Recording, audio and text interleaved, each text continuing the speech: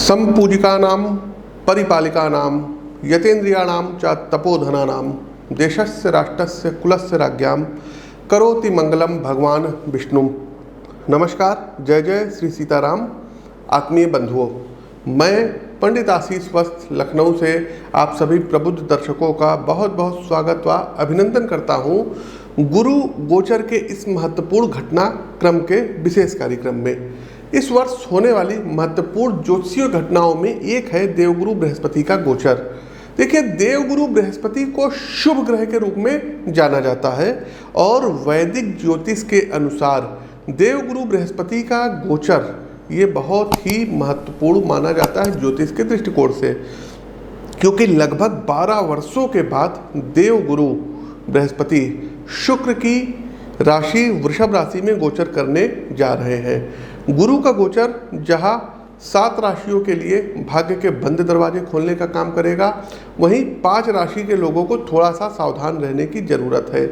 एक बात और, देवगुरु बृहस्पति जब गोचर करते हैं तो जिन भावों पर भी गुरु की दृष्टि पड़ती है वहां अमृत के समान शुभ दृष्टि डालते हैं, जिससे व्यक्ति को शुभत्व परिणामों की प्राप्ति होती है। बृहस्पति के बारे में एक चीज और बता दें कि देवगुरु बृहस्पति जहाँ पर विराजमान होते हैं वहाँ से वो अपने से पंचम भाव, अपने से 7वें भाव व अपने से 9वें भाव को दृष्टि करते हैं। एक बात और मित्रों, देवगुरु बृहस्पति को ज्योतिष शास्त्र में जीव की संज्ञा दी जाती है। देवगुरु बृहस्पति न्यायाधीश शनि के बाद दूसरे मंद गति से चलने वाले ग्रह माने जाते हैं और यह लगभग 13 महीने में एक राशि का भ्रमण कर दूसरी राशि में गोचर करते हैं। जैसा कि पिछले वर्ष 22 अप्रैल 2023 को बृहस्पति अपनी स्वराशि मीन से निकल करके अपने मित्र मंगल की राशि में प्रवेश कर चुके थे। अब यही देवगुरु बृहस्पति वर्ष 2024 में दैत्य गुरु शुक्र की पृथ्वी तत्व की स्थिर राशि वृषभ राशि में और कृतिका नक्षत्र के दूसरे चरण में गोचर करने जा रहे हैं। वृषभ राशि स्थिर श्रेणी की राशि मानी जाती है। वह कृतिका नक्षत्र के स्वामी भगवान सूर्यदेव हैं। भगवान शिव के पुत्र कार्तिकेय जी के नाम पर इस नक्षत्र का नाम कृतिका पड़ा। तो आपकी जानकारी के लिए मैं आपको बता देता हूं कि कार्तिकेय भगवान देवताओं के सेनापति भी हैं। आगे बढ़ते हैं साथियों, यदि तिथि और समय की बात की जाए तो देवगुरु बृहस्पति विक्रम संवत 2081 पिंगल नामक संवत्सर और वैशाख कृष्ण पक्ष की अष्टमी तिथि, जो कि उस दिन 6 कारक तिथि रहेगी, और अंग्रेजी कैलेंडर के अनुसार 1 मई 2024 को दोपहर 2:29 पर वृषभ राशि में गोचर करेंगे। देखिए, सप्तमी ऑब्लिक अष्टमी तिथि है और अष्टमी 6 कारक तिथि रहेगी।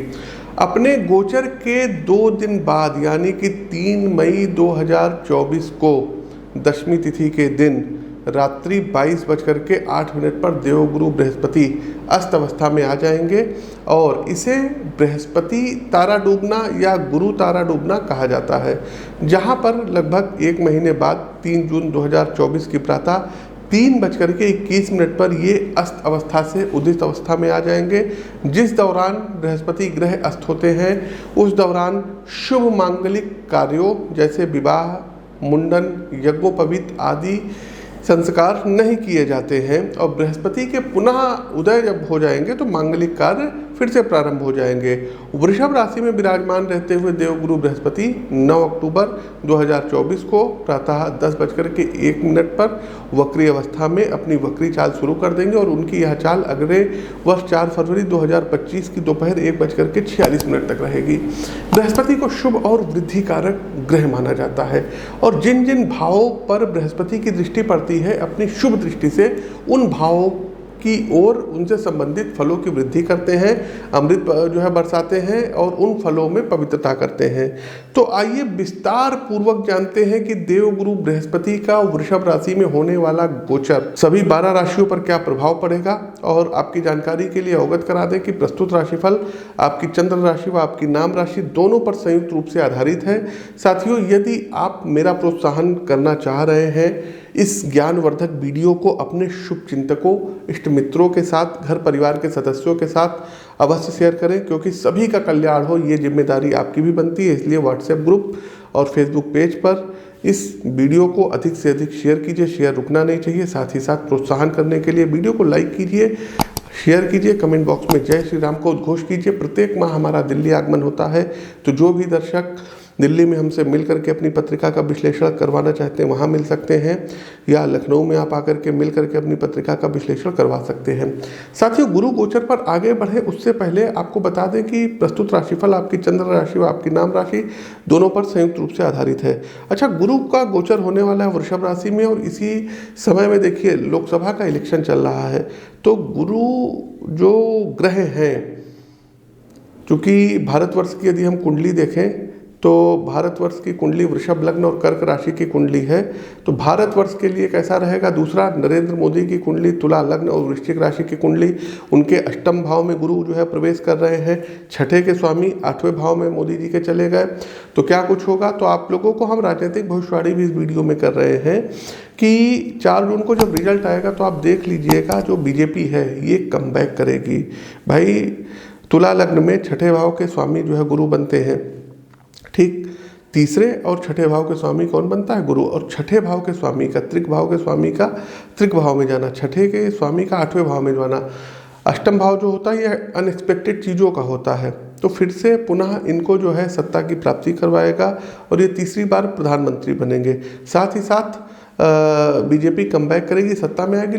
लेकिन जो इतना बड़ा जो है मतलब जो ये लोग दावा कर रहे हैं कि इतनी सीटें आएंगी, फलाना आएगा, धमाका आएगा, उतना कुछ नहीं होगा साथियों। टू द पॉइंट आपको हम बात करते हैं, जो सीटों की संख्या इनकी रहेगी मेजॉरिटी में ये आएंगे। एनडीए सत्ता में जो है वापसी करेगी और ये फिर से प्रधानमंत्री बनेंगे। लेकिन इस बार इनको नुकसान भी होगा, खास करके यदि देखा जाए तो हरियाणा हो गया, बेंगलुरु हो गया जहाँ पर ये लोग क्लीन स्वीप कर रहे थे, आपका जो है बिहार हो गया, यूपी आपका हो गया, पश्चिम बंगाल हो गया, तमिलनाडु हो गया और पंजाब हो गया।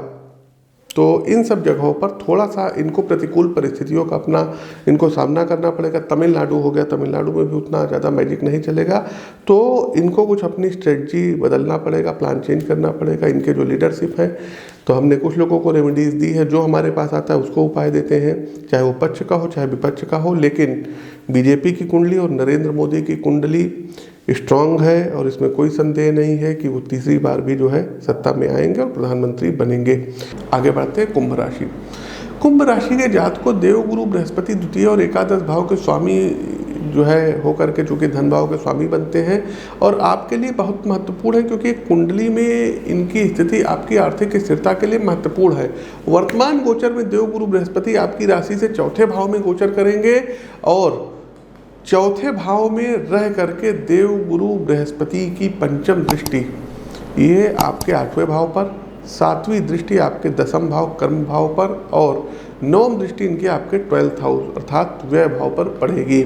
तो आप अपने धन का प्रयोग अपने घर की साज सज्जा में, घर की आवश्यकताओं की पूर्ति में, अपनी जिम्मेदारियों के निर्वहन में और अपनी माता जी के स्वास्थ्य पर खर्च करेंगे। बृहस्पति यहाँ पर स्थिति होकर अपनी जो है हमने बताया पंचम दृष्टि आपके 8वें भाव और सप्तम दृष्टि 10वें भाव, 9वीं दृष्टि से द्वादश भाव को देख रहे हैं। तो बृहस्पति के अष्टम भाव पर प्रभाव से आपको पैतृक संपत्ति, पैतृक भूभाग प्राप्त होने के एक उत्तम योग बन रहे हैं। आपको अचानक से धन लाभ प्राप्त हो सकता है और कुछ लग्जीरियस चीज़ों पर आप धन अधिक खर्च करेंगे। कोई पुरानी संपत्तियां जो पूर्वजों की है आपको मिल सकती है, इससे आपको बहुत ज़्यादा धन लाभ प्राप्त होगा। धर्म कर्म के कार्यों में भी आपका मन लगेगा, यश कीर्ति का पताका फैलेगा, आर्थिक विकास होगा, व्यापार चलेगा, कोई नया वाहन क्रय कर सकते हैं, कोई नया प्लॉट ले सकते हैं, कोई नई ज़मीन ले सकते हैं। और साथ ही साथ मेहनत यदि आप करेंगे तो नौकरी में जो समस्याएं आ रही थी दूर हो जाएंगी। 12th हाउस पर बृहस्पति की दृष्टि होने के कारण खर्चों में योग बन रहे हैं। हालांकि अच्छी बात है कि खर्च अच्छी दिशा में होंगे, इन्वेस्टमेंट आप करेंगे, शेयर मार्केट इत्यादि में भी आप अच्छा इन्वेस्ट करेंगे, निवेश से फायदा होगा। खर्चों पर नियंत्रण करिएगा और कार्यक्षेत्र में जो समस्याएं आएंगी उन पर थोड़ा सा यदि ध्यान देंगे तो बाहर आ जाएंगे। देखिए, उपाय के लिए एक बार पत्रिका का विश्लेषण जरूर करवा लीजिएगा, लेकिन एक उपाय आपको बता रहे हैं कि प्रत्येक गुरुवार के दिन पीपल के वृक्ष पर जल चढ़ाइए हल्दी घोल करके।